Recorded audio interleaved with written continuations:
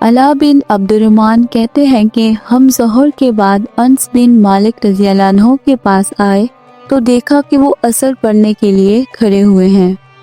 جب وہ نماز سے فارغ ہوئے تو ہم نے نماز کے جلدی ہونے کا ذکر کیا یا خود انہوں نے اس کا ذکر کیا تو انہوں نے کہا میں نے رسول اللہ صلی اللہ علیہ وسلم کو فرماتے سنا ہے یہ منافقوں کی نماز ہے،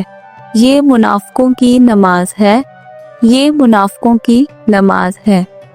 کہ آدمی بیٹھا رہے یہاں تک کہ جب سورج زرد ہو جائے اور وہ شیطان کے دونوں سینگوں کے بیچ ہو جائے یا اس کی دونوں سینگوں پر ہو جائے تو اٹھے اور 4 ٹھونگے لگا لے اور اس میں اللہ کا ذکر صرف تھوڑا سا کرے۔